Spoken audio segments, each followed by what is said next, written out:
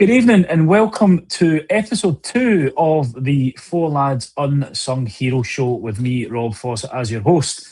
Now, before I introduce my guest tonight, for those who didn't catch the first episode, there are a few little rules that we've got around the selection for Davie's team coming up. You can pick any formation you want. No two players can be from the same nation in the starting 11. Your team's got to be split across 3 decades. And lastly, you can have a wild card or a super sub if you like. That's the player who didn't quite make it into the starting lineup, but you didn't really want to leave out either. Now, this is actually a very special episode for me because Davie was the person who did my debut show with me on Four Lads as part of his first and favourites. Not only is he a regular and one of the stars of the Four Lads network, he is a published author, he's a Rangers historian, and he's a TV and radio superstar. Not only that, he's a living legend. It's Mr. Davie Herd. How are you doing, sir? I've got absolutely no idea how to follow that. Good grief. Where did you get that one from? The tenors in the post, as they say. No, I'm looking forward to this. I must admit, you did give me a few challenges with the nationality, but because I could quite easily have filled the team full of Scotsmen. It took me ages to figure out which one Scot I was going to put in it. But apart from that, it didn't take me that long, to be honest with you. Yeah, well, a man with his encyclopedic knowledge of Rangers. I am not surprised that it didn't take you long, mate. But I think for me, it's just an interesting little twist to make it a little bit different, because we would normally, when we're talking about teams and players like you do in your first and favourites, Laudrup and Gaza, and a lot of players will continually come up time and time again. And I think it's sometimes really important just to recognise some of the players that maybe aren't as flashy and as skillful as those players are, but still played a major part in some historic trophies and seasons in our history. Absolutely, and I think I gave myself another restriction, if you like, because I just felt that if they're in the Hall of Fame, they shouldn't be in it. Because if they're in the Hall of Fame, they can't really be unsung, can they? They must be recognised as heroes. So I know Kenny's team probably is a better team than the one I picked, to be honest with you. I think his team would beat mine. But in saying that, he had 2 or 3 Hall of Famers in it, so that's probably why. So I actually don't think the point of this is to make a team that will beat everybody else's. I think it's more like just to bring back memories about 11 players that deserve to get remembered. Absolutely, and that's what it's about.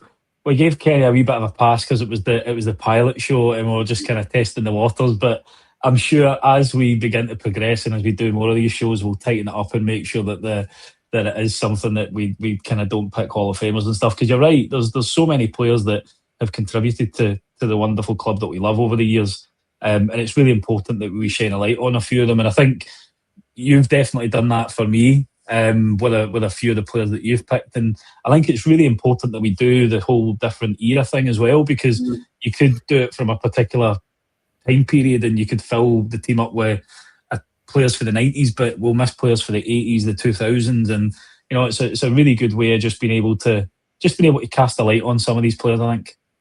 Yeah, it helps that I'm the oldest guy in the pod, then, doesn't it?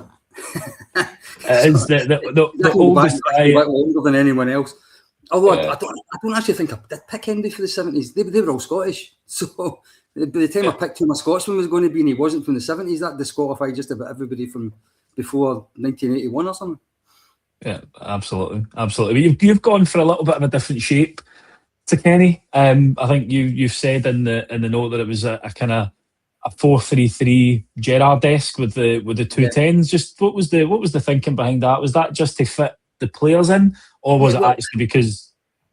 I think what I did was I picked 11 players with the restrictions on about nationality and all that kind of stuff, and then I thought, how would they best play together?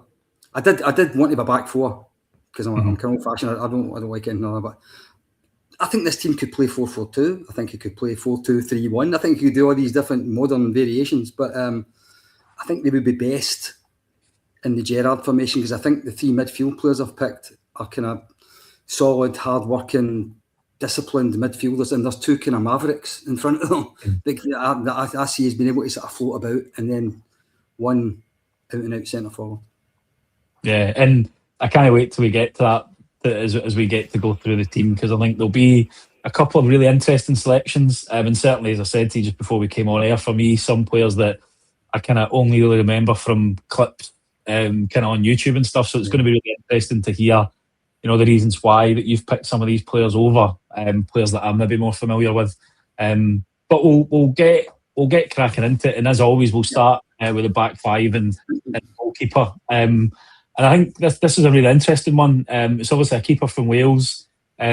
Definitely one that flies under the radar for a lot of people when it comes to the long list of keepers that have played for us.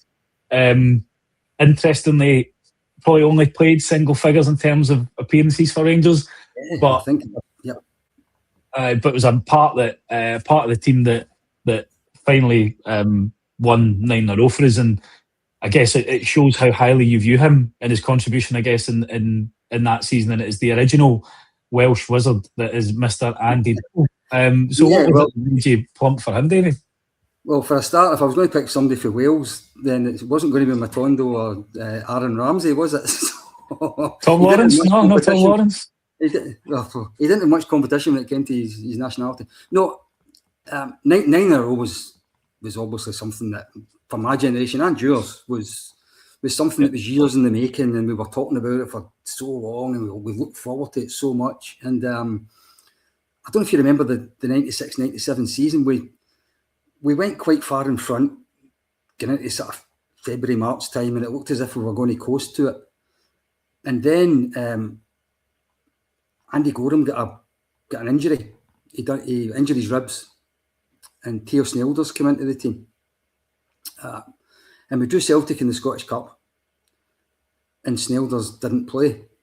Now, there's all kind of rumours about why he didn't play, but if you believe those rumours, then I think the nerves got the better of him, and he decided he couldn't handle the occasion. And Andy Gorham had to go out there strapped up with his ribs strapped up and play against Celtic. And very unusually for that period of time, Celtic beat us 2-0. And Gorham really struggled that night, really struggled. And the couple of weeks after it, Gorham got patched up and played again, and we lost a couple of games. I think we lost to United at Ibrox. Somebody else beat us. I can't remember who it is now. But we lost a couple of games anyway. And it started to get a bit tight. We had a game against Celtic at Parkhead coming up. I think we were something like 5 points clear going into it. But if they had won, it was going to go down to 2 points with still about 6 or 7 games to go. So it was squeaky bum time. That's probably as it's described. Gorham wasn't fit. Gorham couldn't play. Obviously, Walter didn't want to ask Theo Snelders to play again, so he had to find somebody that could walk into that as their very first game. Obviously, a league decided at Parkhead for their first game, and he picked out the telephone book, and he got a hold of Manchester City's third choice goalkeeper, who was a Welsh international called Andy Dibble, and asked him if he would come up for the rest of the season on loan. So Dibble came in, and he only played, I think, you've probably got the stats, 7 games maybe, so something like 7 games. Yeah, 7 games and 3 clean sheets, I think, in those 7 from what I could deduce. But yeah, 7 games. For his very short Rangers career wasn't about stats. His very short Rangers career was about getting Rangers over the line to win 9 in a row. And that day at Parkhead, he stood up to everything. Yep. He didn't have a huge amount to do. Rangers defended really well that day, but he stood up to the occasion, and Rangers won 1-0, went back 8 points in front, and breathed back out again, kind of thing. In the run in, I'm trying to remember the games in the run in. I know we did lose. We lost to Motherwell. I think we lost a couple of games. But he kept a couple of clean sheets. He played that game at Wraith Rovers. The Rangers were brilliant that night. They won 6-0. And anyway, long and the short it was, he was the man in goal that night at Tannadice. Yeah. First Wednesday in May, when Brian Laudrup scored that header in 9 in a row, finally was won, and Richard Gough was in tears picking up the trophy. Andy Dibble was the 9 in a row. He was the goalkeeper that saw 9 in a row over the line. And yes, his Rangers career was short. Yes, he didn't have all these great memories of great saves and all that kind of stuff. But he stepped in at a time that it was history making that could have went either way. Mm-hmm. it took balls to be the Rangers goalkeeper, stepping in for the greatest Rangers goalkeeper I've ever seen for 7 games, knowing that if he blew it, everybody would talk about 9 in a row wasn't one because Andy Gorham wasn't there. Yeah. I think it took real bottle, and that's why I've got him in my team. An unsung hero. Absolutely, and I think it's a great point, Davie, because it's not just the fact that he came in for those 7 games; it's who he replaced. Because Gorham was probably, you know, at the height of his powers during that time period. You know, he was one of the best keepers in the world, and you've got an unknown, really kind of. But yeah, he was a Welsh international, but I think most fans were probably like, "Where's this guy come from?" Actually, I remember him playing for Aberdeen. He played for Aberdeen. Yeah, I think it was on loan as well. Actually, maybe a couple of years, 2-3 years before that. I hadn't seen him much at Man City because I think he did. He was their first choice keeper for a little while, but he lost his place for a while by the time he came up to us. But he just seemed to be one of the guys that got it straight away. He bonded with the rest of the team straight away. He was in amongst the celebrations that day at Parkhead, just as if he'd been there all season. He just seemed to be the right man at the right time. Yeah. The Rangers needed somebody like that had experience and could walk into that cauldron and actually produce. And there's other keepers I could have picked. I must admit, I was tempted to go with Ronald Vaterus because I thought for the Helicopter Sunday season, I thought he'd done something incredible in a very similar set of circumstances for Stefan Klotz, etc. Yeah. But that would have knackered my Dutch quota, and I didn't want to do that with a goalkeeper. So I think Andy Dibble is. I'm not going to say he's forgotten. I don't think he even won a league medal. I don't think he played enough games to actually win the medal that season. But in the digging for this, I did notice it did turn up that he's actually got a 9-in-a-row tattoo. So at least he got a 9-in-a-row tattoo out of it, which is good. And it shows you how much the time, even though it was only brief, meant to him as well. The fact that he's got that emblazoned on his body somewhere now, that little bit of our history is part of his history forevermore. Yep, and as I say, I think he seemed to really blend in with the 9-in-a-row squad. Were pretty famous and how they all bonded together and how they were all warriors together and in the trenches together. He seemed to just get it for the day he walked in. So I mean, he didn't stay beyond that season. He's loan. He didn't become a Rangers player. He was never actually a permanent Rangers player. But for those 7 games and for what they meant and for what they meant to me personally and for every other Rangers supporter at the time, I think he's a decent shout for an unsung hero. He is definitely, mate. Definitely, it's a cracking first pick to get things kicked off. We'll kind of move to right back now, which again for me is another really interesting shout because I didn't get to see this player in the flesh. So I'm hoping that the digging that I've done is accurate, and I'm pretty sure you'll be able to tell me if it's not. But I believe he had 2 spells as a player at the club. One of them on loan to begin with, and then made it permanent later on in life. But I think one of the players that really stood out for me was in his 3 different spells in total. He captained, coached, and managed the club, and it's the Northern Irishman, Mr. Jimmy Nicholl. Yeah, Jimmy Nicholl. He was a really experienced player. By the time Rangers got him, he was an FA Cup winner with Manchester United. He was, I don't know how many caps he had for Northern Ireland, but he must have had 60, 70 caps for Northern Ireland by the time he'd ever played for Rangers. I remember him playing in the 1982 World Cup for Northern Ireland, actually, when they beat Spain. He was a kind of ever-present for them then. He was, as I say, a top player for quite a number of years. He was probably well into his 20s, if not his early 30s by the time he came to Rangers. He came to Rangers the first time on loan. This is a great story, this, by the way. He signed for Rangers on the Thursday night. John Gregg signed him, and John Gregg resigned on the Friday morning. So he does after dinner speaking, Jimmy, and he actually talks about the fact that he was signed by a Rangers manager who then didn't even see him in training and thought what a disastrous mistake he'd made and walked out the door the next day. So eventually Jock Wallace took over, and Jimmy was the first choice right back for that loan spell. He arrived for Toronto Blizzard, I think they were called back then. Yep, Toronto Blizzard, yep. which he's actually from. He was actually born in Canada, and it was just a loan because that was the closed season in North American football. His loan actually finished before our season finished, because the Canadian season was starting again.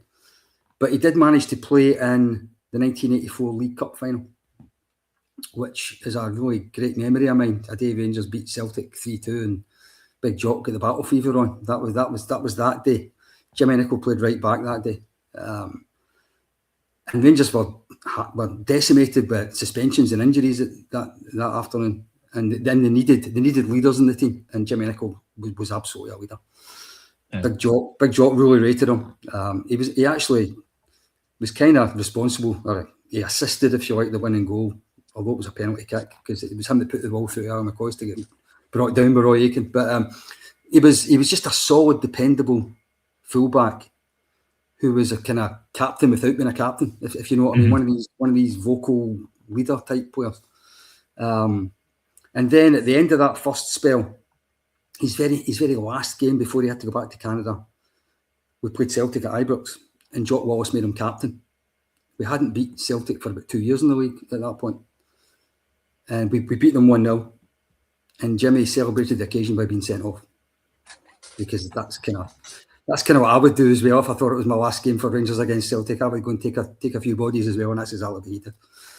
Away he went back to Toronto, and I think he then came back to English football. If you fast forward a couple of years to the Souness Revolution in 1986, and this is the bit why I think he's unsung, if you like.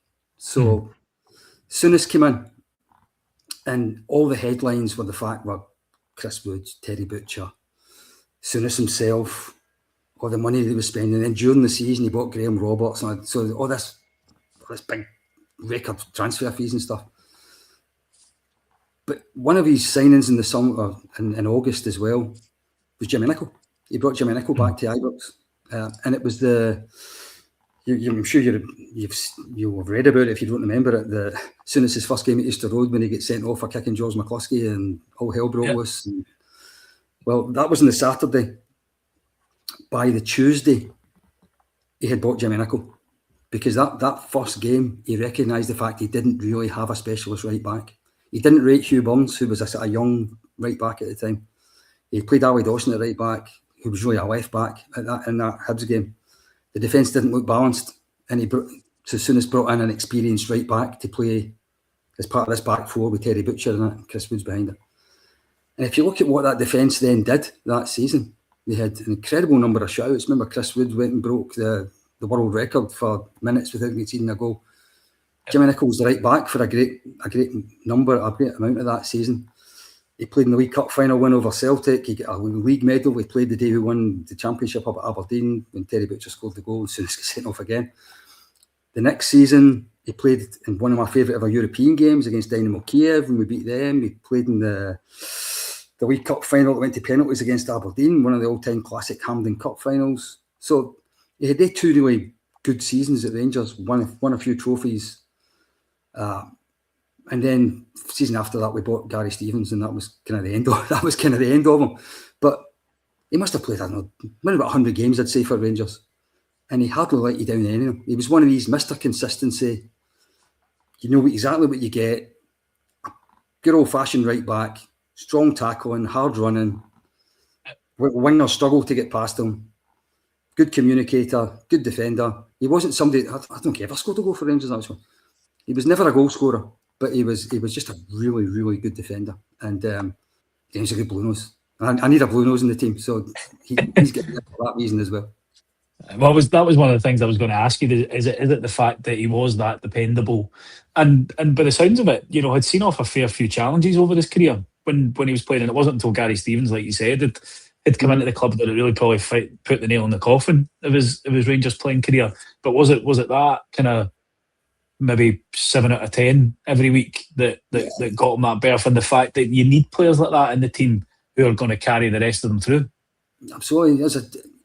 He was also capable of playing in the right side of midfield. Soon as sometimes would play Dave McPherson at right back, and he would put Nicholl one in front of him. I think maybe because he didn't trust Dave McPherson particularly as a fullback. He was, as I say, he was one of these, as you say, 7 out of 10 players every week. But he obviously really loved his time at Rangers. He was one of the guys. He seemed to know what he was getting. He was appreciative of the privilege, if you like, for putting that shirt on.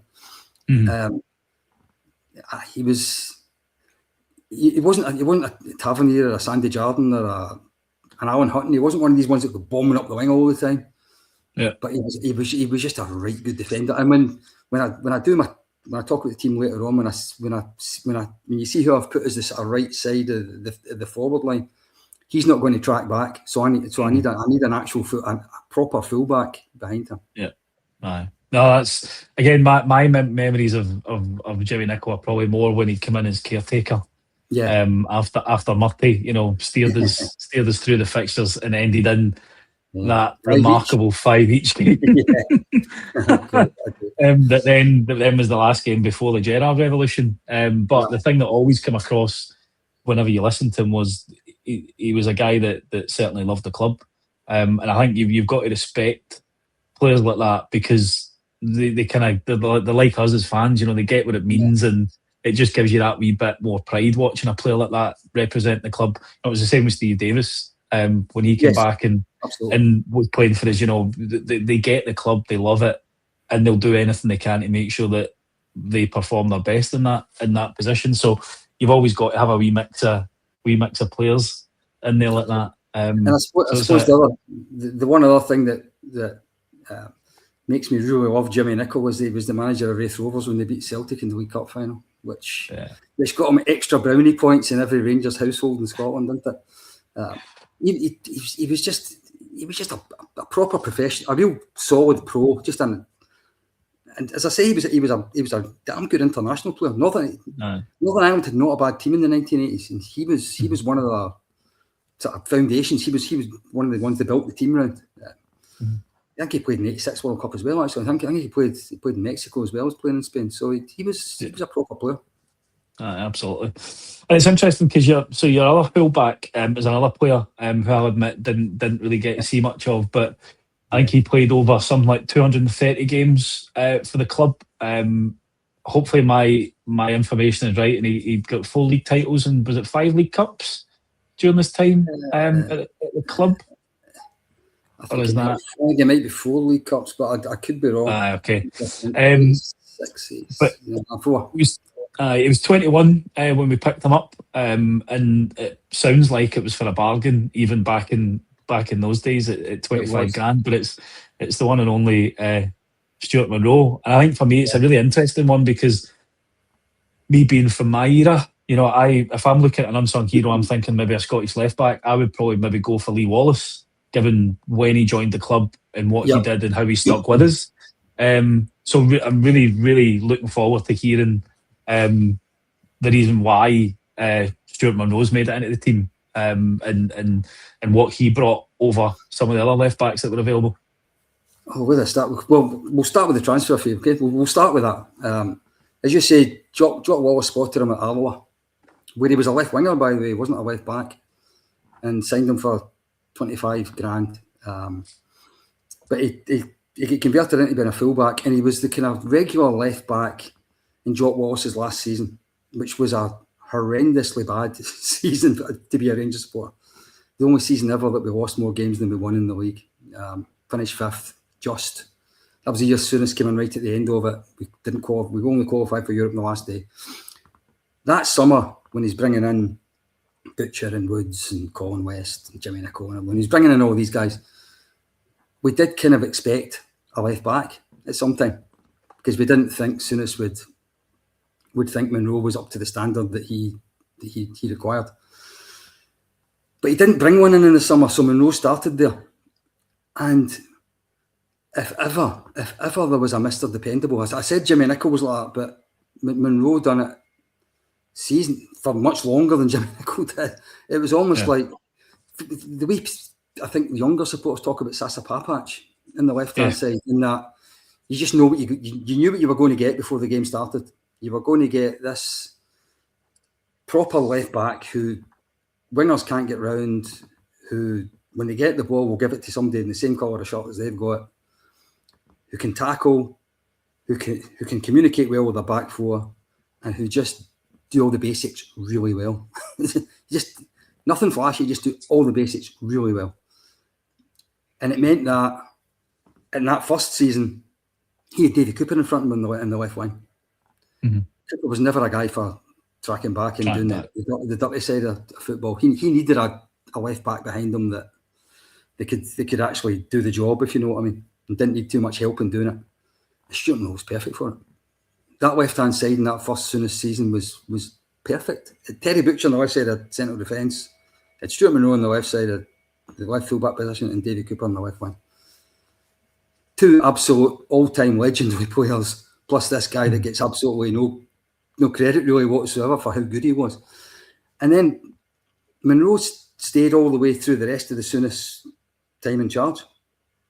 And Soonest must have bought about 4 left backs in that time, or 4 players. He took Munro out of the team and put somebody else in at left back, and then quickly realised actually Munro was better than them, and he put Munro back in again. I think that was the thing that come across when I was doing my digging on him, actually.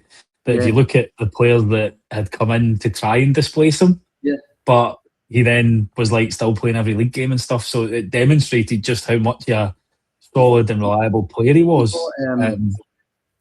He bought Jimmy Phillips for the Bolton, young English player who ended up having a really good career down south, but eventually Stuart Munro just took the jersey back off him. He brought in Jan Bartram, a Danish international, for quite a lot of money, who played for a few months. Fell out with Soonest anyway, but I think Munro was already taking the jersey back off him before he got kicked out. He brought in Chris Vinicum, he brought in Tom Cowan, he brought in John Brown, who he played at left back for a little while. Every time, after a few weeks, Mr. Dependable gets put back in again. And the thing I remember, my main memory of Stuart Munro was the second season of 9 in a row, 1989-90. Rangers only conceded 19 goals in 36 games that season. The season that Butcher and Gough were the two centre-backs. Chris Wood's behind them. See, that season, almost every supporters club in Scotland voted Stuart Munro as the Player of the Year. Oh. It was incredible. I remember because we voted for him, with the club I was in voted for him, and we couldn't get him. He was quadruple booked. He was already going to about 4 different places that night when we had ours, but we get some guy called Maurice Johnson come in and picked it up and accepted it on his behalf that night. But Munro was just one of these guys that the rest of the team realised how good he was. But I think it took the supporters a little bit of time to realise just how good he was. If that makes sense. Yeah. And I think it's usually always like that with specifically homegrown players as well, isn't it, Davie? You know, we probably give foreign internationals and other players probably more credence than we do somebody that's homegrown. And I think it was, as I say, I've never really seen him play, but it was the one thing that came across when I was doing the digging on him was that he just seemed to be reliable and always available, and seen off a number of different challenges at left back, even when you was transitioning from Jock Wallace, Graham Souness and the Walter era as well, when the managers change. It's demonstration of a really good player when managers change and you're still being picked in the team as well. Yeah, I mean, the long and the short of it was that at that period in the late 80s, Rangers were probably the richest club in Britain. And with English teams not in Europe, Souness was going and raiding England to his heart's content and bringing in all kinds of players. I mean, he was bringing in forwards, he was bringing in midfield players, he was bringing in centre halves, he was bringing in fullbacks, goalkeeper. But no matter how much money he spent, he still ended up going back to this same guy that he inherited at left back, week after week after week after week, season after season. And he was still the left back when Souness left. He got an injury actually just before Souness left, if I remember rightly, and he was out the team. I think Tom Cowan had come into the team at the end of that season because Munro had picked up quite a bad injury, and I think he went to Blackburn. I don't think he played under Walter. I think he got sold in the summer. He went to Blackburn because he bought David Robertson. That was it. He was Walter's left back. Aye, that was it. That was when I seen it was the end. It was the injury to Monroe, and kind of never really made it back after that. But then it was Davie Robertson was the nail in his coffin when he signed for us. And it's a shame. It's always a shame when a career or a time at a club ends in injury. And it's happened far too often for some of our players, unfortunately. Yeah. But it sounds like he would have been a favourite of mine had I been able to see him, because I loved Sasa Papic and stuff like that as well, just because of how dependable they were, and some of the kind of work that they do for the rest of the team to let the other guys in front of them kind of go and flourish and stuff like that as well. So, definitely. I always felt Monroe was really unlucky never to get capped, because I always felt that Maurice Malpass was there at the time in Dundee United, who was top left back. But I always felt that he couldn't play every single game and every minute, every game. I always thought Monroe was the second best left back in Scotland at the time. And I felt a bit sorry for him, that I think he wasn't flashy enough for people to pay much attention to him. But he was just totally reliable. And I think when it comes to unsung, if you look at, I said I wasn't going to put any players in that's in the Hall of Fame. If you look at quite a lot of players that are in the Hall of Fame, and the amount of players, the amount of games they played, or the amount of medals that they won, what he achieved with Rangers sits alongside quite a lot of them. He might not have been as flashy as some of them were, but he's done as good a job for Rangers as quite a few players who are in the Hall of Fame. Absolutely, and it's a great segue, Davie, when you say flashiest, because we're going to move on to the centre halves now, and two players who have got a bit more live action from my time as being a Rangers fan. And we'll start with the first one. We'll leave the flashy one to the second. And it's probably one of the players that played for us more recently. Nigerian international, had two spells at the club, just shy of about 100 games over those two periods, but was a massive part of the team that delivered 55. And I think he also has a league and a Scottish Cup to his name as well while he was here. And it is, Mr. Dependable, Mr. Leon Balogun. Great choice, Davie, to be honest. I think as a player, not only did he get the club, but he loved it. And I just wish we'd probably got him a few years earlier, a bit like Davie Weir. If we'd have got Davie Weir 4 or 5 years earlier, that would have been awesome. Same with Balogun, I think. Oh, I loved him. And he was a bit injury prone, and because of the time in the career that we got him. But a terrific old-fashioned centre-half, somebody that could head a ball, somebody could win a tackle, somebody that didn't mind the physical side of the game, and somebody had a bit of recovery pace. If there was a player got a yard in front of him, he could catch them again. I think he was a terrific centre-half. And if I think back to when Gerrard brought him in the first time, I remember it was because Katic get that bad injury pre-season. And we were a kind of centre half going down when we were getting into the season that eventually won 55. And he brought in this guy Balogun for Wigan, who was in his early 30s, and I remember thinking, I've never heard of him. Who's he? And he made his debut up at Pittodrie in the first game of the season, the COVID season, so there was no crowd there and that. And he was an absolute warrior for day one. I remember he cleared one off the line, clattered a post in his first game, and I'm thinking, he'll do. He'll do. Aye. And when I think back to the team we had that season, Connor Goldson played absolutely every week. Yep. And it was either Balogun or Hollander came in and out in the other side of him. Yeah. And Hollander wasn't the most reliable from an injury point of view. And he was a bit slow for me, but I liked him. I thought he was a terrific player, but I thought Balogun was more of a leader, more of a player that was better suited to the trenches in Scottish football. I thought he not only got our football, but he got our club. He absolutely understood it. He got the fact that a draw is a bad result. He got the fact that there's certain games that you don't get out your house if you don't win it. He got all that. And I must admit, it really surprised me when Gio let him go after the Seville season. I thought he'd have kept him on. He replaced him with Ben Davis, when I think about it. So you tell me the logic in that one. James Sands as well ended up having to play centre half that season. So you think if we'd have had Balogun there as a squad player at the very least anyway, because I don't know if he would have been on a high wage either, but I think most fans struggled with that decision a little bit because you could see that he quite clearly loved the club. Yeah, he was in and out sometimes with injury, but when he was there, he was more than an adequate replacement for anybody in that central defence. And even when he did have to move to right back, because he played a couple of games at right back for us as well. Yeah, I was actually going to mention that. That was the other big memory I've got was the time that COVID hit us and we were playing Celtic just after Postecoglou took over. I think it was Stephen Gerrard's last Old Firm game, wasn't it? And Tavernier and young Patterson were both ruled out with COVID, and Balogun had to move to right back.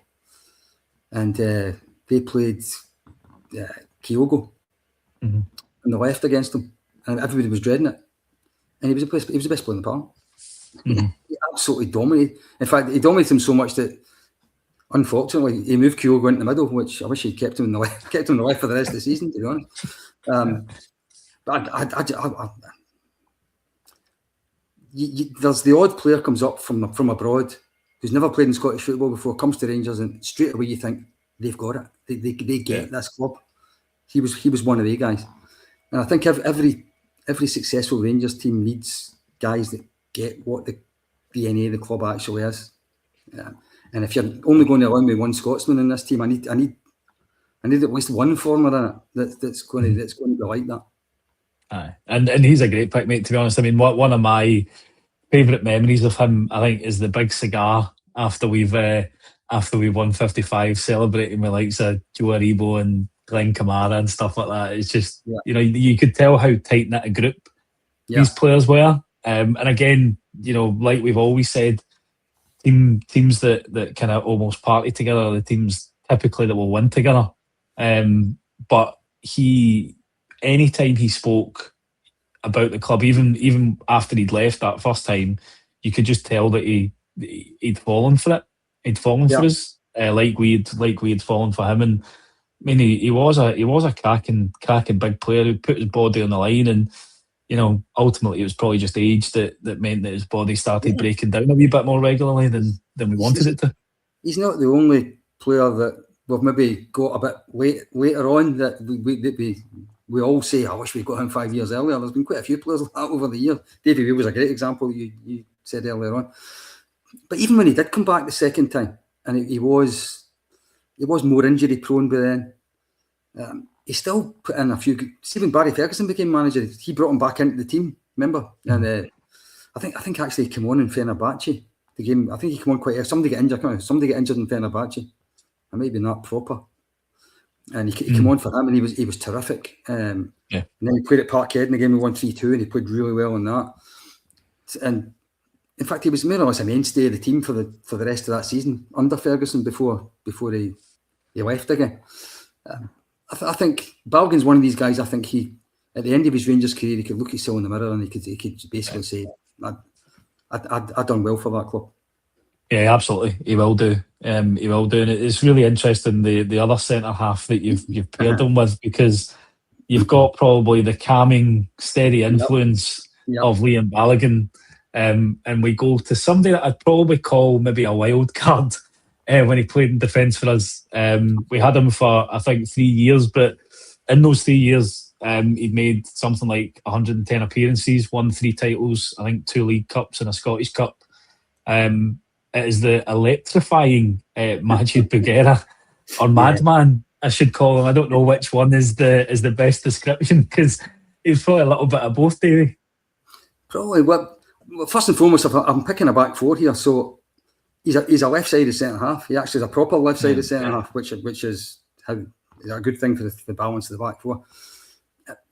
Bugera, the timing of his arrival, if you remember it. Quella had been absolutely incredible the season before when we got to Manchester. Big Quella was as good a one-season centre-half as you could ever hope to have seen. Oh, awesome. And when he went to Villa and we get knocked out by Kaunas in the Champions League qualifiers, all of a sudden the Bears were a bit restless. Even Walter was getting a little bit of stick, if you can remember back that far. And Walter, being Walter, who could always spot a centre half, pulled this Algerian rabbit out of the hat in the Friday, and he made his debut against Falkirk on the Saturday. This Bugera, maybe £2.5 million or something, and he wasn't as big and resolute and old-fashioned and I don't know, reliable maybe as Queller was, but he brought, as you call that little bit of devilment into the back four, and he was also a really good footballer. He actually was a very good football player. Yeah. He was maybe I don't want to say typical of his country because that sounds terrible, but a lot of African footballers can be a bit temperamental, and he was kind of temperamental. And I think he did occasionally put his country before his club, and I think a couple of times he was late back for Algerian squads and stuff like that. But when his head was screwed on, he was a tremendous player. And what a great foil he was for Davie Weir. Davie Weir would be, as you say, the Cameron influence at the back, the guy that's just sat at the back and swept up. And it meant Bugera could go wandering with the ball if he wanted to. It meant he could go and go for the high ball and go and win it, because Weir sweeping behind him, which is what you would do with Balogun. Yeah. And he scored a few goals. Remember a goal against Dundee United? He scored the night we won 7. I think, did it not win goal of the season? Oh, the season it did. Because I remember I actually watched a clip of it again, just to remind myself. But it's mental because it's almost amazing for the edge of his own box. I know. And you're like, but that was Bugera. You know how he would do that so often during a game where he would just decide, I'm going to just take it on myself. He was brilliant to watch. And I think that he was a really good defender. All this flashy stuff and all the temperamental stuff kind of masks the fact a little bit that he was a proper international class defender. He was another one played in the World Cup. Remember Algeria drew with England. He had a tremendous game against England in the World Cup in 2010 when he was a Rangers player. He was a big reason why we won those 3 titles in a row. He was a big reason, I thought. And I don't know whether he would look on back in his time at Rangers as his highlight of his career. Probably not. But he done the club all right. I don't think he's one of these guys that I'd ever want him in the Hall of Fame or anything like that. But he left us a lot of really good memories. I think the other interesting thing was his European debut. Stuttgart scored to help us make group stages. So that was the helping to get us into group stages that year as well. And I think just touching on him reflecting on his career, I think when he retired, he highlighted his time at Rangers and the fact he was able to represent Algeria as his two biggest achievements in life. So he loved the club, and like that, I think with a player like that, you're always going to get the goals against Dundee United, and then you're also going to get where he's a bit of a mad as a box of frogs and maybe getting himself into trouble on the odd occasion. And I can't remember the context, but it's always that clip of the wee cheeky wink that he's given. That was the day Robbie Keane played for Celtic. Was it? Yeah. Brilliant. Scott Brown gets sent off, and then Bugera was in a yellow card, and he went in. He might have won a bit of the ball, but he absolutely sent somebody away up into the air, and Celtic fans were howling from the second yellow and sent off, and he didn't. And the camera caught him winking over to Walter Smith in the dugout, saying, "I got away with that one, didn't I?" It was the day Edu scored the last minute goal. Last minute winner. Brilliant. I know. So it's a great way to round off the defence, mate. And as you say, him and Balogun would certainly be a class partnership for any era of Rangers team. I think they'd also be quite a quick partnership. The two of them could get across the ground pretty quickly. I think they would actually, if it was possible, I think they would actually be quite a good partnership. Absolutely. So it brings us into midfield, and it's an Englishman. I think played for us from 1989 to 1992, and it is Mr. Nigel Spackman. So out of all the English midfielders or English players that you could pick for this team, what was it that made him stand head and shoulders, and you thought, I'm gonna have him in my team? I think the title of the pod, Unsung Hero. There's as you say, there's plenty of Englishmen I could have put in it. But I couldn't put in the likes of Ray Wilkins because he's in the Hall of Fame. I could have put in Terry Hurlock. I could have done. If I'd wanted to kick lumps out of the opposition, I could have done that. But and he was a bit of a cult hero for that one season. But I'll talk about when Spackman joined Rangers, he actually replaced Ray Wilkins. Ray Wilkins went to Queen's Park Rangers. It wasn't the same transfer deal, but there was only about 4 or 5 days between the two transfers. Wilkins played his last game on a Saturday, and by the following Saturday, Spackman is signed, but it wasn't a transfer deal that involved the two of them at the same time. Kind of strange. Anyway, he endeared himself to us by scoring the winner against Celtic at New Year in about his 3rd game or something, which would always help. Yeah. But the main reason I've got him in this team is because he was the midfield glue that held that team together for a couple of years. He was nothing flashy. He wasn't as good a passer of the ball as Ray Wilkins was. But he was a better ball winner than Ray Wilkins was. And he was just one of these perfect teammates. He'd win the ball, he'd give it to the guys that were better with it. He'd win the ball and give it to the guys that were better with it. And he just kept the team ticking over.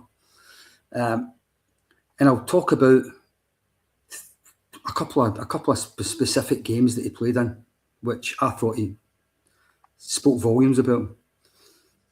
The first one was the league decider against Aberdeen, the last day of the season, in 1991. He was the captain that day because Richard Gough was injured. And Tom Kimmon at left back broke his leg. And then John Brown snapped his Achilles. So 2 of the back 4 had to go off. And the 2 substitutes that day were Ian Durrant and Alan McCoist. So none of them were likely to play at left back or at centre back. So somebody else had to play at centre back. Nigel Spackman dropped in to play centre back. And what an excellent centre half he was. See, when I talk about the formation of this team, see if this team was playing a European game. Remember what we used to do with John Lundstrom and drop him into the back whenever the other team had the ball? He would do that. He was outstanding as a centre half for the last half hour that day. And who was the centre half beside him? I can't even remember. It wasn't Gary Stevens, wasn't it? Scott Nisbet. Scott Nisbet played centre half beside him. And Spackman was outstanding. And he was one of these players who, he was a captain, but he was one of these quiet, lead by example type players rather than a shouter. But he absolutely led by example on the park. He done model professional, done everything right. And the other game I would talk about is one of my favourite all-time Rangers Celtic games, a Scottish Cup semi-final at Hampden, April 1992, Walter Smith's first season. David Robertson gets sent off after about 6 minutes or something. And in the pouring rain, Celtic had 84 minutes against 10 men. And Spackman dropped back to centre half that night as well. Beside Richard Gough, John Brown moved to left back. And he was the best player in the park. He was quite simply the best player in the park. He's such a good reader of the game. He was one of the players when he played at the back, he was more like a sweeper than a centre half because he read the game that well. He would get to the ball before the forward would. I thought he was just a terrific professional. And don't forget, he had played for Chelsea, he had played for Liverpool and won the title with them. He played at the top level in England before we got him. He was a player. He's not in the Hall of Fame. But I think most of any road team would tell you how good he was. Yeah, I cough. While we were doing that, Davie, I think the one thing that came across to me was just, as you say, how dependable he was. You know, I think in 90-91 season he only missed 1 league match, and then 2 in 91-92. So it just shows you, A, how consistent he was, and B, how good a player he was to be able to play that number of games season on season and especially at that era where we've signed a load of really good English players and brought through players within our own squad. So for him to consistently be picked just demonstrates how dependable he was. And I think that adaptability of being able to play at centre half when he's called upon, again, another really good trait of players that just get it and are willing to do whatever it takes to help the team. Don't have any ego, are willing to sacrifice playing in whatever their favourite position might be just because they know the team needs it. So it's always a really good trait for these types of players to have. Oh, absolutely. He was just a great, you've just described it personally, a great team player. I think that, and no matter what midfield partner he got, they always looked good beside him. He was one of these guys that made other players play well round about. I thought he was a terrific player. And I was actually quite disappointed when Walksmith sold him. I thought he still had another couple of years left as a Rangers player. The year we almost got to the Champions League final, they sold him during that season. He played a game against Aberdeen near the start of that season. He was outstanding in it. And he hardly played a game after it. Walker just went with Stuart McCall and Ian Ferguson as his two in the middle. He played 4-4-2 at the time. And I don't know whether Spackman asked to leave, or I don't know whether Walter thought it was unfair on him that he wasn't playing as much anymore. But for whatever reason, he went back to Chelsea. And I must admit, towards the end of that season, when we started getting a few injuries, I thought it'd have been quite useful to still have had him around. Yeah, but it's sometimes decisions are made that we maybe don't agree with, but yeah, it's the way that it happens, isn't it? Yeah. Next up is a really interesting pick. So when we did our first and favourites, I think I spoke about one of my favourite atmospheres and favourite games at Ibrox, and this man played a huge part in that game. I think we signed him in '99. We only had him for a couple of years. He left in 2001, but played about 90 games for us. Won 2 leagues, Scottish Cup, and then I think when he left in 2001, he'd scored in the quarter-final of the League Cup that year as we went on to lift it as well. He is our very own Captain America, Claudio Reyna. Yeah. Another one of these kind of underrated, under the radar, but really good footballers. I mean, he got 100 caps in his country. He was a proper player. If I go back again to when they signed him, Dick Advocaat's first season, getting towards the business end of the season. Barry Ferguson and Van Bronckhorst were the two in midfield. And Ferguson got a season-ending injury. I remember in March time, I think it probably was. And we lost a couple of games straight after it. We lost against Dundee United. We lost against somebody else. Can't remember who it was. St Johnstone, maybe. And the gap started to narrow at the top of the table. Back then, there was no transfer windows. So Dick Advocaat, having all this money burning a hole in his pocket, went out and got himself another midfield player to fill the gap that Ferguson had left behind. He brought in this unknown American from a German, Wolfsburg, I think we said it from. Yeah. I think it was something to do with Wolfsburg and Bayern Leverkusen at the time. I think there was two of them that were involved or something. Can't remember. Wolfsburg's the one that springs to mind. Anyway, we brought him in, and it was one of these places you just hit the ground running straight away. I mean, it was only about his third or fourth game that was that mental title decided at Parkhead. He got launched into that, and he was terrific in it. Calm, kept the ball, didn't let the mayhem round about him and affect him. Just another one of these model professional football players, but a really good player. Mm-hmm. And then as time went on, as you say, he won the Scottish Cup, he won the league. In the second season when we were dominating, Advocaat would play him sometimes at right back, he would play him sometimes on the right side of midfield, he would play him sometimes in the centre of midfield, he was playing sometimes as a kind of number 10 almost. Mm-hmm. And no matter where he played him, he was good at it. Yeah. He was just good at it. Mm-hmm. He played as a kind of more attacking midfield player right at the start of the season. You were talking about him when he scored against Parma. He scored a couple of goals at Tynecastle as well at the start of that season. And then he was back to being on the right side of the midfield again. Then he was sometimes back to right back again. It was just one of these things. The manager knew I could put him anywhere and he'll do a really good job there. But first and foremost, I think his best position was probably as an attacking midfield player, even though he didn't play there that much, because Ferguson and Van Bronckhorst had the middle of that midfield tied up.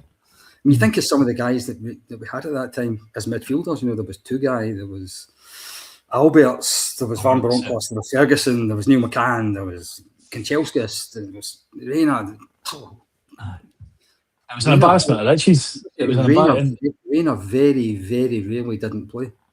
Yeah, and as you say, and I think it's testament to him as well, because I do remember that you'd almost be like feeling sorry for him getting shifted about in the team to different positions all the time and not really getting a settled run at any one place. And I think, there's no way that you're going to break up Gio and Ferguson in the middle of that pitch. They were a brilliant midfield pair, and you had to fit Alberts in there somewhere because you just couldn't leave that left foot out. And Dick Advocate did occasionally, trust me. Aye. But it's like right hand side is where I kind of remember him playing. But it was that Parma game that I just remember sitting in the stand at bouncing 2-0 up and beating a team like that was just unbelievable. And he played a massive part in that. And I think he always speaks of that night fairly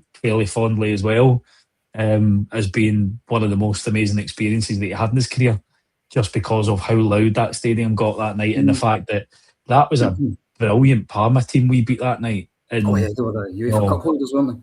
Aye, it was an unbelievable team filled with superstars, and little old Rangers trounced them, which was great.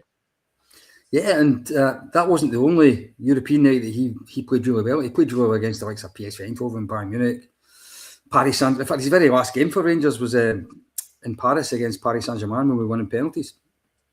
That Ronaldinho played for Paris Saint-Germain, didn't he? And, did Arteta play for them as well? That's right. Arteta, and Pochettino, and they had a good, cracking number of players. Reina belonged in that company. Reina was good enough to play in that company. And actually, he went down south to Sunderland, I think it was, and it wasn't long before Man City, who were starting. They didn't have the money they've got now, but they were starting to, get a little bit richer back then, without being the team they are now. But Man City took him there, which I think told you a lot about how good he was. And I think when I look at my midfield three, he's the one that I'll have breaking forward out of the three of them. Spackman's more of a sitter. Yeah. I think Reina was one of these guys that if we had played him more often, they'd have scored a lot more goals for Rangers than they actually did. Yeah, absolutely. And it's interesting you mentioned Spackman being the sitter, and we've obviously spoken about the kind of high energy in your face, Magic Beguera. This next player probably couldn't be further from personality-wise than Beguera. Yeah. Could be, we signed him for Dundee for the grand sum of 50 grand. Yeah. And he went on to play, I think, over 200 games for us. He was he's not finished. He's a very, very good player, Glenn Kamara. Yeah, I must admit, I really liked him. The last season, I think, was one too many. I think we should have sold him the summer before. I think when his pals left, I think he kind of lost a bit of the will to play for the club for that last season, and he maybe tarnished his reputation a little bit with some supporters by the way he played in that last year. But from the moment we signed him, certainly until at least Seville, if not a little bit longer than that, but certainly from when he signed to Seville, I thought he was one of the most surprisingly good midfield players I can ever remember putting a Rangers shirt on. I thought he was incredible. I always remember the Old Firm game at Ibrox, not long after he signed, he sold Scott Brown, that dummy, and then Arfield scored. Aye. And, the Kamara dummy. Oh my God, he was one of the players that he could take a ball no matter how many players were round about him. And yet he'd somehow be able to find space, and the next minute there didn't seem to be anybody around about him. I don't know how he done it. He seemed to be able to shuffle away to players. He did. He reminded me, I don't know if you remember him, Hamdani, a wee bit. Same kind of style, ability to take the ball, pass it, really, really good with possession. But Kamara was just, as you say, he was a different player. Looked so laid back and so effortless, but his touch, his passing range, and then he would pop up with some really, really important goals. Obviously, that side foot into the net against Leipzig, being a prime example of it. And to think that we picked him up for 50 grand for Dundee, it's unbelievable. It's like an absolute gem of a player. And again, I think very much excuse me, the end, that last season probably does tarnish his reputation a wee bit. But when you actually look back to the contribution that he made to the club and the type of player he was, he probably was really, really underrated for what he delivered for Rangers, from a performance and playing his part in 55 as well. Yeah, as I say, I think from the moment he joined, certainly to the end of the 55 season, and for quite a bit of the Seville season as well, I wouldn't have swapped very many midfield players in Scotland for him. If not, he was almost like the system we played with the three in midfield, dominating the ball. In fact, I think the reason Gerrard got so many wins over Celtic was because the midfield dominated Celtic's midfield so well. Stephen Davis was a lot to do with that. Ryan Jack was a lot to do with that. But by God, Glenn Kamara was a lot to do with that as well. Yeah. He was just one of the guys that, in away games in Europe, Old Firm games, the bigger, good players just couldn't get the ball off him. Yeah. It's as simple as that. They just couldn't get the ball off him. Yeah. And it meant that it got Rangers up the park in the games. It got Rangers attacking in those games. I thought that the first thing I thought when I saw him was, what was he doing playing for Dundee? How could he have been playing for Dundee? And he didn't just play for Dundee. He played for Dundee for 2 years. How could he play for Dundee for 2 years? And I hadn't particularly noticed him. How did that manage to happen? It's crazy. It's absolutely crazy when you think about it. But it's amazing because, again, really, really good return that we managed to get on him eventually. When we sold him on, talk about bang for buck for a player. He was a cracker. But then we had so many good footballers in that team under Gerrard. Like you say, I mean, even him, he was probably deceivingly strong because he looked quite slight, but try and get that ball off him in a tight space, and you were probably having no luck. And him, Aribo, Balogun, a lot of these players had really, really strong relationships. And again, you look at him, there wasn't really much ego. It was definitely, he's there to play football and there to be part of the team and there to try and help the team win as much as he can. It wasn't about Glenn Kamara. It was about what can I do for the team, which is I kind of track it throughout the players that you've picked, which is really, really important because they are the players that we don't really think about when we think of being outstanding, because they're just quite happy to go under the headlines, do their work, put the performances in, and leave the plaudits for everybody else to take. Was it Walter went and said, was it welcome to Rangers where you need to put yourself second, but that's the only second that will ever be good enough. I think that's that. I suppose that sums up quite a number of the players I've picked in this team. Yeah, I think absolutely. But yeah, Spackman, Reina, and Kamara is not exactly a midfield full of flair, but it's a midfield that not very many other midfields will get the ball off of. The Gerrard method. Sure, I said I've played in the Gerrard. Yeah. The Gerrard method was, if you've got the ball, they can't hurt you. Yeah, and don't worry, because your next two players are going to make up when you talk about flair players. And I know. And the first one up is a guy we signed from Real Mallorca. He only made, I think, 44 appearances for the club, and I think the majority of them actually came for the bench, but he did manage to score, I think, something like 13, 14 goals. I'll be honest, mate, I really, really liked this guy when he played, despite how short he was with us. But I think he walked away with 2 league titles and a Scottish Cup during this time. It is Gabriel Amato, and I know you wanted to pick Caniggia or Avaladze, but Kenny got in there first. But I have to say, mate, I mean, I thought Amato was a cracking player for us as well, to be honest. He was brilliant. Kenny got the Argentinian I really wanted for the right side of the attack, to be fair. He was a bit quicker, wasn't he, Caniggia? But Amato was one of these guys that if he had pace, he would have been playing at the top of Serie A or somewhere like that, and Rangers would never have had a sniff at him. What a tremendous natural footballer he was. Yeah. You remember his debut? Shelbourne. Remember the Shelbourne game? By 3-0 half time, was it? Well, just after half time, we were 3-0 down. He was the guy that scored a couple of goals and got us back into the game that night. So, as far as debuts are concerned, he became quite popular straight away.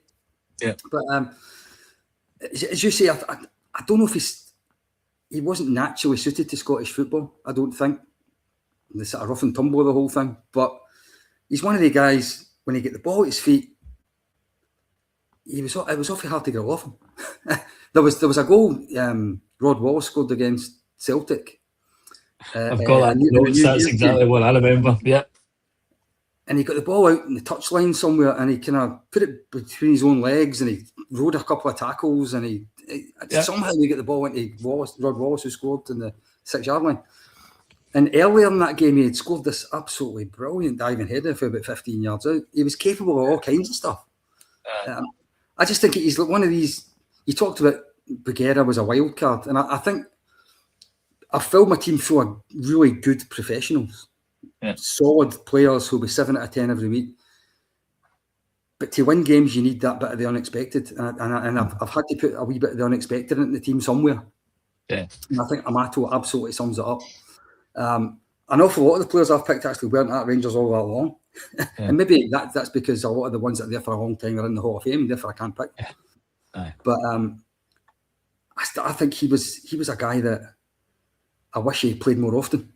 There was quite a lot of time he was on the bench, and I thought, why is get him on? Why is Billy Dodds playing and he's not playing? He's far more a threat than. But he was a terrific foil for Rod Wallace. Yeah. Who, by the way, was very close to being my unsung hero Englishman in this team. I thought he was terrific for Wallace. He took a lot of the weight away from him. He kept the ball for him. He was able to hold it on until Wallace was getting into space. I thought they were a really good partnership. He'll never make the Rangers Hall of Fame, but he's left us a lot of memories. He left us a lot of little individual memories. You know, his celebration when he scored for an impossible angle against Celtic at Ibrox, that very one, all that kind of stuff. He was just one of these guys, I think, that he came, he entertained, he left, and we enjoyed it. And we enjoyed it.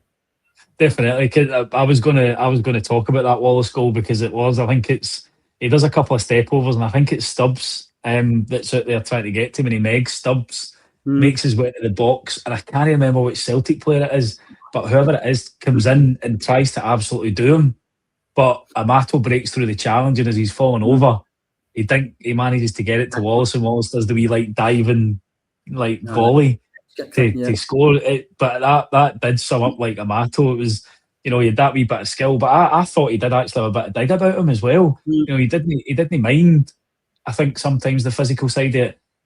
As you say, if he had probably about 2 yards more pace, he probably would never have played at Ibrox.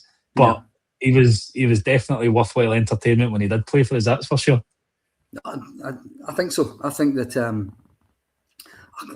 every team needs a spark of originality, something that a little bit of the unexpected. And he was a guy that could produce little moments when you didn't see them coming.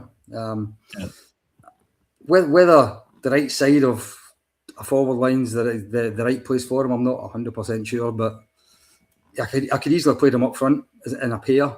But I quite like the idea of him just playing.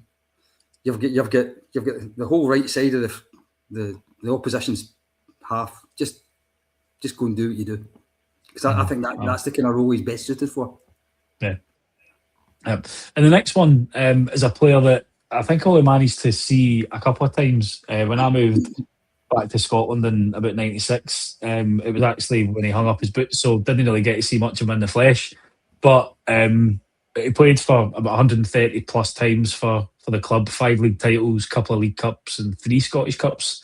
It was the Ukrainian Alexei Mikhailichenko.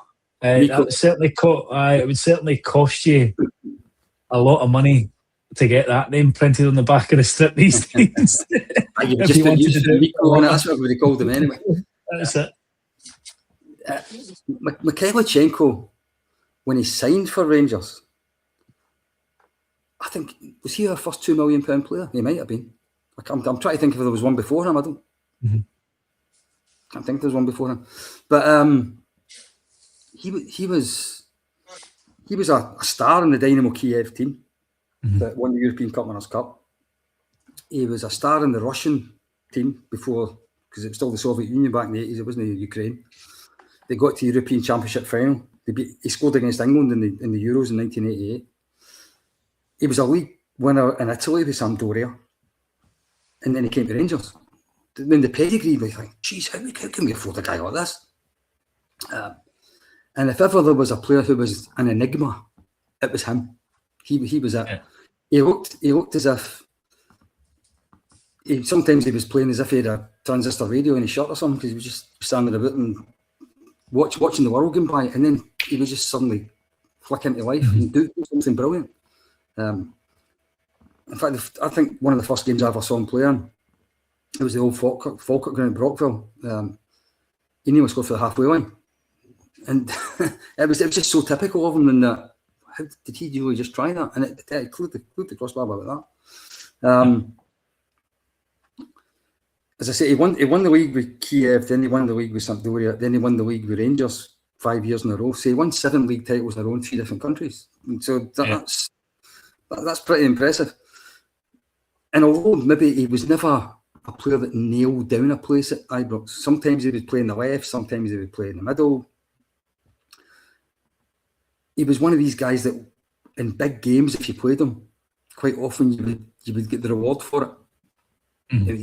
He scored against Celtic. He scored a couple of goals in that famous 4-2 game at Parkhead, didn't he? The one that we were 3-0 after about 20 odd minutes.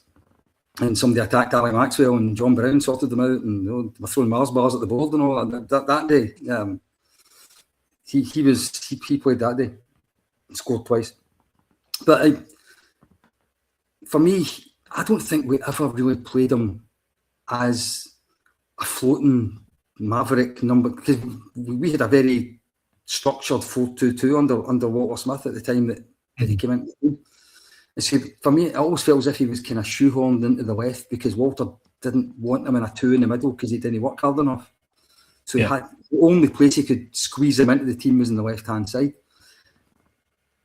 And although he scored quite a few goals from the left, and he played quite a few great games on the left, you always got the impression that if somehow we could have found a way of just giving him the freedom to wander a little bit more, he'd have been a far better player. And in this team of mine, that's exactly what I'm doing with him. I've got those 3 midfield players behind him. I'm just going to. I'd be saying to him, you've got the whole left hand side of the opposition half. Go where you want, because I think he was one of the guys who he saw things really quickly. He was a great first-time pass of the ball. He was really good at sending balls into strikers, and they were running onto them. I think he would have created quite a bit for the guy I've picked at centre forward.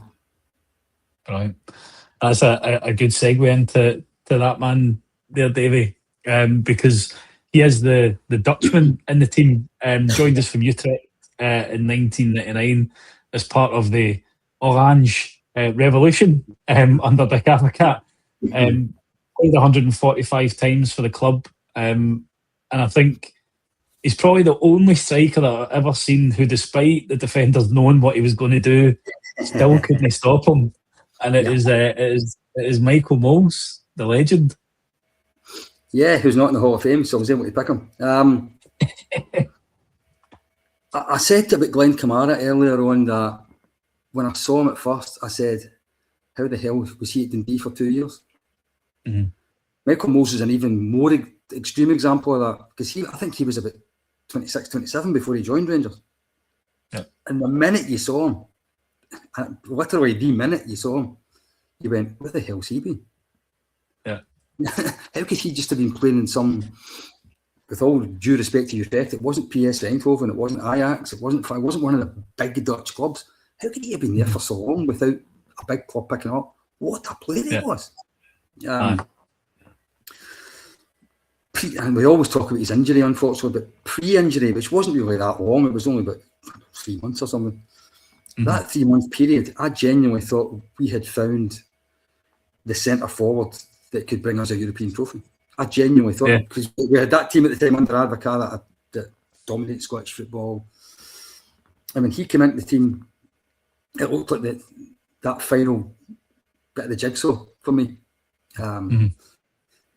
He absolutely terrorised PSV Eindhoven. He terrorised Bayern Munich. He terrorised everybody he played, almost. And as you say, he had this incredible turn, which everybody knew he was going to do it, but nobody could stop it. And that 3-month period, and it was only 3 months, unfortunately, was probably the most impressed I've ever been by a new Rangers centre forward. McCoist didn't look as good as that after 3 months. Hateway didn't. No, Morelos didn't. Name any of them. Nobody did. I hadn't seen anybody do what he'd done.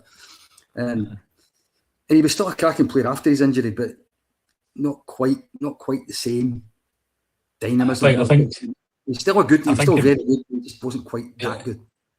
I think there was probably the mental bit, and it probably did take a wee bit away from him. From that, which was a real shame, because, like you say, I mean, when he came into the team, I think 9 goals in his first 9 games or something like that. And it was just. He scored 4 against. Andy Goram was in goals. But he was a phenomenal player. And as you say, it was that wee like faint turn, and every defender knew after a couple of weeks that that's what he was going to do, but he could still sell them the dummy, and his ability to turn. And he was a cracking player. Really, really shame that he did get injured against Bayern, because goodness knows what could have happened with us in that competition if he hadn't got injured. You know, we'd gubbed, I think, PSV 4-1 earlier in that tournament, hadn't we?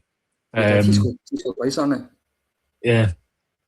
So it was a shame. It was a shame to see. It was a shame to see that, but still, as you say, still contributed with goals. You know, scored goals, really important goals in all firm games, and won a lot of trophies. And I think he scored the day we beat Dunfermline, didn't he, to win the league the last day of the season. So, that was quite a bit after his injury. That was 2003. So that was years later.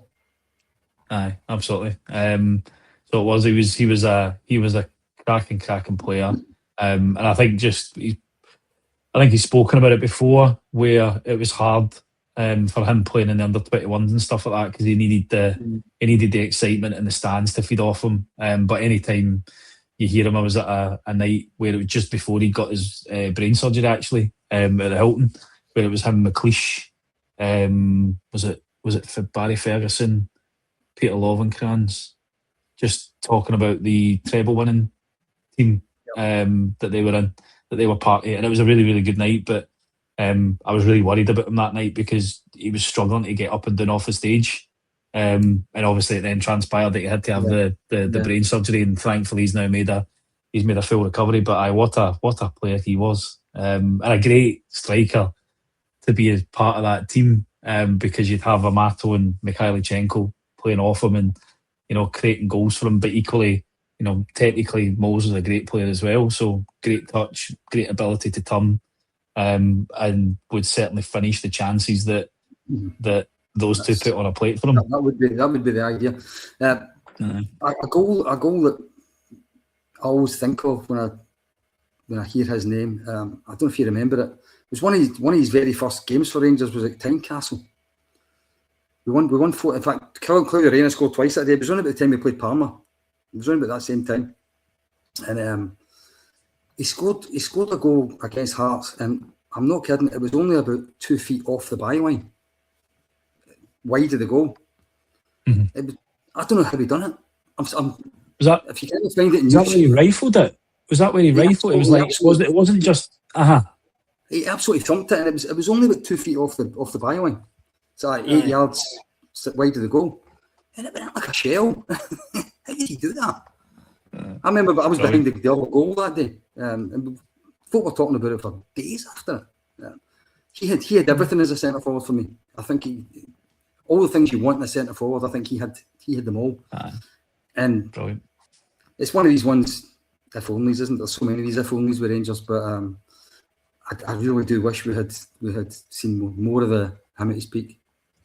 Nah, definitely. It brings us now to the person that you struggled to leave out, your super sub, Davie.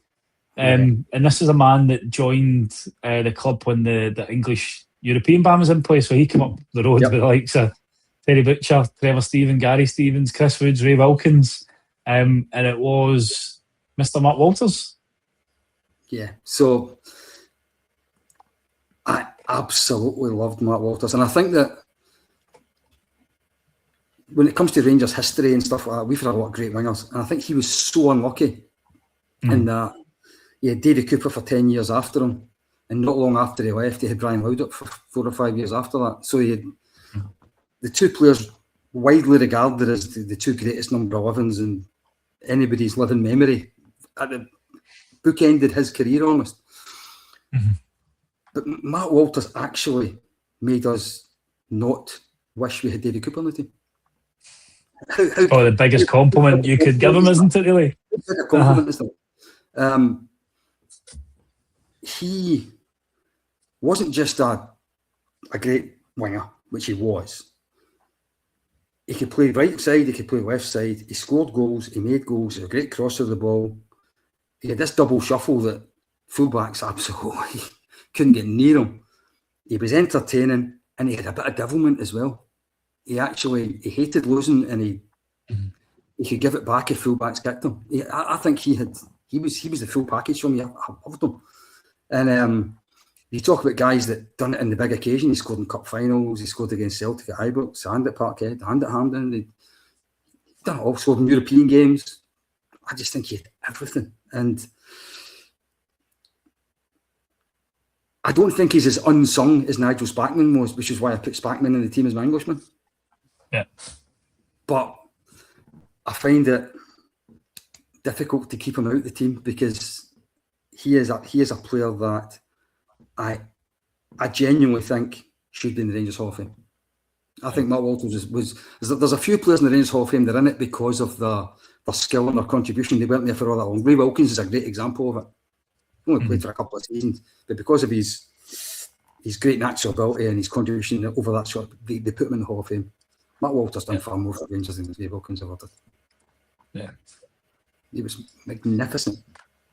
It's a great, and again, I didn't realise the reason why he'd kind of left, and it was kind of all around the 3-4 rule.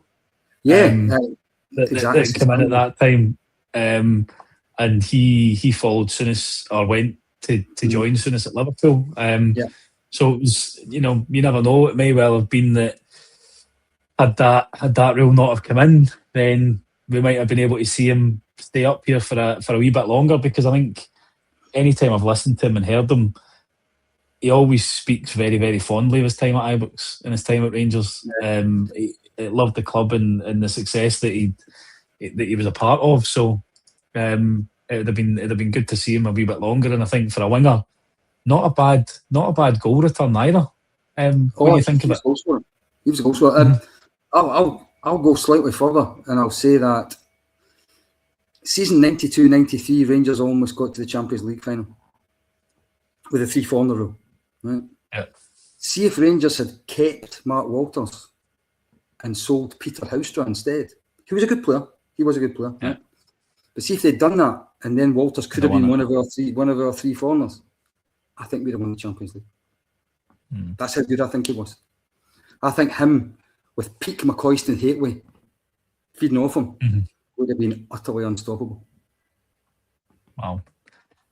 Sliding doors moments, Davie. Peak McCoist and Hateway never got playing with Walters. When Walters left, it was still Hateway and Maurice Johnson, and McCoist and Hateway didn't really become the partnership till Walter was in charge. Yeah. And by that time, Mark Walters was away. One of these regrets I've got 2 or 3 of these ones in my head that if only. But I genuinely think if Mark Walters had been one of the ones we kept, those 3 would have terrorised every defence all over Europe. And I genuinely think look how close we came without him. Yeah. I think we could have done. But that's just aye, that's it. And I think that's actually a great note to finish this episode up, Davie. I think it's been a brilliant chat. Hopefully it'll spark some memories for the people when they watch it and listen it back. But I really, really do appreciate the time you've taken to go through that with us tonight, mate. I thought it was brilliant, and from my own point of view, really good to hear about some of the players that I didn't get to see in person and why they deserve to make it into your team and why they deserve to be mentioned among the Unsung Hero Rangers. So thank you very much for coming on. My pleasure. I think, as I said to you, this is the advantage of being the oldest guy in the pod. I can go back further than anyone else, can't I? So I can dredge up ones from the past that other guys haven't seen. So I'm glad you enjoyed it. And actually, now that I think about it, maybe that team would be Kenny's. Well, I'll let you and him take that debate offline, mate. But it certainly would be. It would be good if we could come up with a simulator or something to put all these players in and just get some of those games going to see how it goes once we've got a few more on them. So we'll see what we can do. We'll see what we can do. But all that's left for me to do is to say another massive a massive thank you to the sponsors of Four Lads that allow us to be able to do shows like this. Rhino Express, Clydeview Fire Protection and Joinery, Atho Industrial Solutions, CSD Air Conditioning, Candid, as well as our partners over at Black Rooster and Art of Gold. Everybody that's been watching and listening to this back, thank you very much. Remember, if you want to join us on an edition of Unsung Heroes to discuss your team, drop us an email at fourladshadadream@gmail.com, and that is the word 4, not the number 4, or drop us a wee comment and we can get that arranged for you. Thanks again for listening. Have a good week, and we will see you on the next episode. Bye.